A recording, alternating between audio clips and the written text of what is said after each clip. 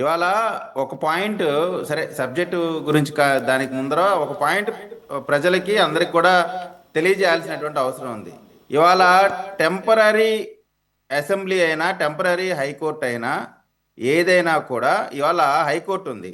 హైకోర్టుకి సపరేట్ ప్లేస్లో దాన్ని నెక్స్ట్ లెవెల్లో అన్ని హైకోర్టు కావాల్సినటువంటి సమస్యమైనటువంటి బిల్డింగ్స్ ఒక ప్లేస్లో ఒక మాస్టర్ ప్లాన్లో అవి పెట్టారు. ఇప్పుడున్నటువంటి హైకోర్టుని సిటీ కోర్ట్స్గా వాడుకుంటారు. అంటే ఆ సిటీ కోర్ట్స్గా వాడుకుంటారు కాబట్టి ఇది టెంపరీ కాబట్టి ఇది పడగొట్టరు. అక్కడ దాన్ని యూటిలైజేషన్ ఆఫ్ పర్పస్ వేరే విధంగా వాడుకుంటారు. అదేవిధంగా అసెంబ్లీ, అదేవిధంగా సెక్రటేరియట్. అంటే మాస్టర్ ప్లాన్ అంటే ఇమీడియట్గా మనకి రాజధానిలో అకామిడేషన్ కావాలి కాబట్టి, కావలసినటువంటి వ్యవస్థలు నడవాలి కాబట్టి ఈ బిల్డింగ్స్ అన్నీ కూడా పర్మనెంట్ బిల్డింగ్స్ కట్టి అందులో ఉండేటువంటి యాక్టివిటీ టెంపరీ. మీరు ఆలోచన చేయాల్సిందంటే అందులో ఉండే activity temporary, building permanent. Permanent మరి విజయ్ కిరణ్ గారు మీ దగ్గర నుంచి చంద్రబాబు నాయుడు గారి దాకా తాత్కాలిక దానికి ఒక పేరు ఉందండి, మధ్యంతర లేకపోతే ఇంటరిమ్. ఇంగ్లీష్లో అయితే ఇంటరిమ్ బిల్డింగ్స్ అంటారు వాటిని. కింది నుంచి పైదాకా మీకేం చెప్పడం చేత కాదు. జనాల్లోకి ఇప్పుడు ఎంతమంది సామాన్య ప్రజలు అమరావతి వెళ్ళి ఈ మూడు ఎలా ఉన్నాయో ఎంతమంది చూస్తారు? చూసే అవకాశం చాలా తక్కువ ఉంటుంది. ఓహో అయితే టెంపరీ కట్టారనమాట, ఇక అయితే తర్వాత ఉపయోగపడం అనమాట అన్న ఒక మీనింగ్లోకి వెళ్ళేటట్టు మీరు తీసుకెళ్ళారు. మీరు చెప్పటం అది తీసుకెళ్ళటం. కాబట్టి ఏంటంటే అవి ఇంటరిమ్ బిల్డింగ్స్, మధ్యంతర భవనాలు, వాటిని వేరే పర్పస్కి వాడతాం అన్న అసలు ఆ మెసేజ్ కానీ మీనింగ్ కానీ జనాల్లోకి తీసుకెళ్ళడం మీరు అట్టర్ ఫ్లాప్ అయ్యారు. Continue please. తర్వాత వైసీపీ సోదరుడు కూడా చెప్తా ఉన్నాడు, ఏదో మీరు 5 సంవత్సరాలు పరిపాలన చేసింది మీరు చెప్తున్న ఆ బిల్డింగుల్లోనే. మీ 5 సంవత్సరాల పరిపాలన ఎక్కడా కూడా ఎవరికి ఇబ్బంది కలగల. ఆ అసెంబ్లీలోనే మీరున్నారు, ఆ సెక్రటేరియట్లోనే మీరు 5 సంవత్సరాల పరిపాలన చేశారు. కాబట్టి మీరు దివాలా కోరి మాటలు. ఇక్కడ అభివృద్ధి అంటే, డెవలప్మెంట్ అంటే, విజన్ అంటే ఏంటంటే రోజు రోజుకి డెవలప్ అవుతూ ఉండాలా. మీరు 6-7 నెలల పాటు జంగిల్ క్లియరెన్స్కే టైం పట్టిందంటే మీ అంత దౌర్భాగ్యమైనటువంటి ప్రభుత్వం భారతదేశంలో ఎక్కడా లేదు. సౌత్ ఆఫ్రికాతో పోల్చి, సౌత్ ఆఫ్రికాలో 3 రాజధానులు ఉన్నాయి కాబట్టి ఆంధ్రప్రదేశ్లో కూడా 3 రాజధానులు అనేటువంటి కుచితమైనటువంటి మనస్తత్వం ఉన్నటువంటి పార్టీ వైఎస్ఆర్ కాంగ్రెస్ పార్టీ. ఇవాళ అభివృద్ధి అనేటువంటిది ఒక నిరంతర ప్రక్రియ. ఈ రోజున అక్కడ ఒక 4 బిల్డింగ్లు, ఇక్కడ ఒక 4 బిల్డింగ్లు కట్టేస్తే రాజధాని అయిపోదు. అది కంటిన్యూస్ ప్రాసెస్. ఇవాళ ఎన్ని బ్యాంకులకి శంకుస్థాపన జరిగింది, ఎన్ని గవర్నమెంట్ ఆర్గనైజేషన్కి శంకుస్థాపన జరిగిందో తెలుసా మీకు? అంటే ఈ రోజున బ్యాంకింగ్ సెక్టార్కి సంబంధించినటువంటి ప్రధాన కార్యాలయాలు మొత్తం కూడా ఈ రోజున శంకుస్థాపన చేసినటువంటి పరిస్థితి మనం చూసాం. దీని తర్వాత వేరే సెగ్మెంట్ నెక్స్ట్ సాఫ్ట్వేర్కి సంబంధించినటువంటి, అలాగే ఎయిర్ ఫోర్స్కి సంబంధించి అనేకమైనటువంటి అంశాలు ఇక్కడ వస్తూ ఉన్నాయి, నిరంతరంగా జరుగుతూ ఉన్నాయి. ఇంకొక 45,000 ఎకరాలు లేదా ఇంకా నెక్స్ట్ ఫేజ్లో భూ సమీకరణ చేస్తామనేటువంటి మాట చంద్రబాబు నాయుడు గారు చెప్పడానికి కారణం ఫ్యూచర్ విజన్. అది ప్రభుత్వానికి ఇక్కడ రాజధాని అనేటువంటిది కంటిన్యూస్గా ఎక్స్పాండ్ అయితేనే ఉంటుంది. మీరు గతంలో చూసినప్పుడు హైదరాబాదులో రాజధాని అంటే ఏంటి, ఎక్కడి వరకు ఉండేది, అసెంబ్లీ సచివాలయం వరకు ఉండేది కాస్త ఈ రోజున హైదరాబాద్ సిటీలో ఉంటే మనం దరిదాపుగా 100-150 కిలోమీటర్ల రేడియస్లో మొత్తం కూడా హైదరాబాద్ స్టేట్ రాజధానిగా అది డెవలప్ అయిపోతూ ఉంది. సో అటువంటి పరిస్థితిలో మన ఫ్యూచరిస్టిక్గా ఒక 100 ఇయర్స్ విజన్ పెట్టుకొని ఈ రోజున అభివృద్ధికి సంబంధించినటువంటి కార్యక్రమాలు జరుగుతూ ఉన్నాయి. అభివృద్ధికి సంబంధించిన కార్యక్రమాలు పెరుగుతూ ఉంటాయి కాబట్టి ఎక్కువ ల్యాండ్ కావాలనేటువంటి మాట మేము చెప్తా ఉంటే వీళ్ళు 30,000 ఎకరాలని 500 ఎకరాలకు వచ్చారు.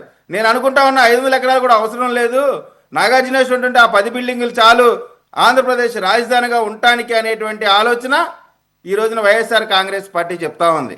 జంగిల్ క్లియరెన్స్కే అంత టైం పెట్టినప్పుడు ఇంకా మరీ విచిత్రంగా ఏంటంటే చెట్లు ఎందుకు కొట్టేయాలో మీరు ఎవరికోవాళ్ళకి ఇస్తారు కదా, ఆ చెట్లు వాళ్ళే కొట్టేసుకుని ఇంతకంటే దౌర్భాగ్యమైన దివాలా కోరు మాటలు ఇంకోటి ఉండదు.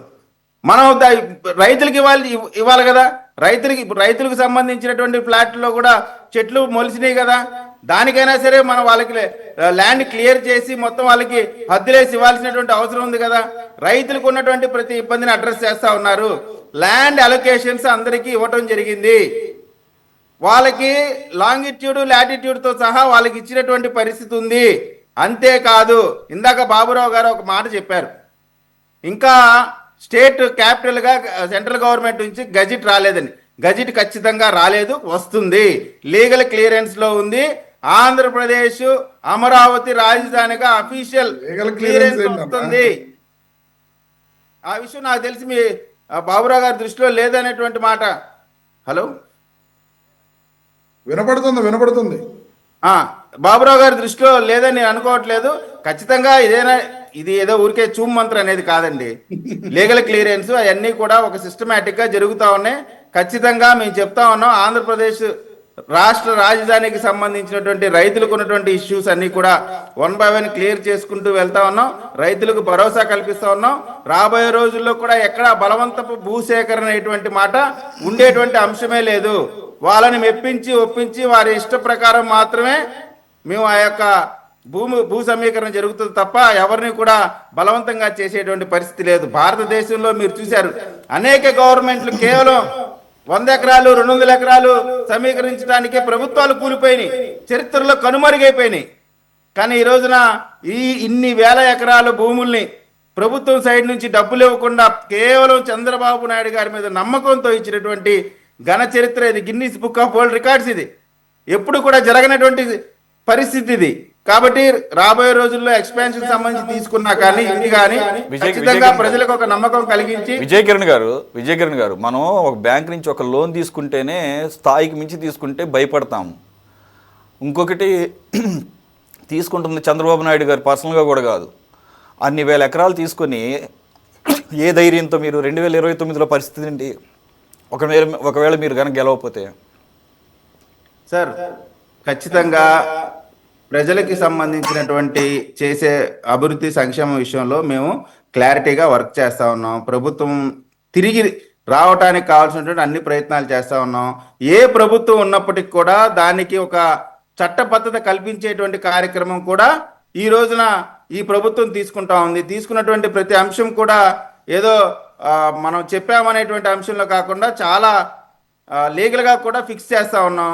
ఎవరు వచ్చినా కూడా దీన్ని కదిలించేటువంటి అంశం లేకుండా కష్టపడతా ఉన్నారు. కాబట్టి ఇప్పుడు ఆంధ్ర రాష్ట్రం అభివృద్ధి చెందేటువంటి క్రమంలో ఈ విధమైనటువంటి మాటలు మేము వస్తే క్లియర్గా చెప్తున్నారు. వైఎస్ఆర్ కాంగ్రెస్ పార్టీ వస్తే అమరావతిని కొనసాగించమని చెప్తున్నారు. మేము క్లియర్గా చెప్తున్నాం, అమరావతిని కొనసాగించని రాజకీయ పార్టీ ఆంధ్రప్రదేశ్లో అధికారంలోకి వచ్చే సమస్య లేదు, అందులో అనుమానమే లేదు. కాబట్టి దాని గురించి వర్రీ పడాల్సినటువంటి అంశమే లేదు. ఖచ్చితంగా ఆంధ్ర రాష్ట్ర ప్రజలకి అభివృద్ధి కావాలా, ఆంధ్ర రాష్ట్ర ప్రజలకి రాజధాని కావాలా, ఆ రాజధాని ఇవ్వననేటువంటి రాజకీయ పార్టీని ఆంధ్రప్రదేశ్లో ప్రజలు ఎన్నికలలో నెగ్గించరు, తొక్కి పెట్టేస్తారు అంతే.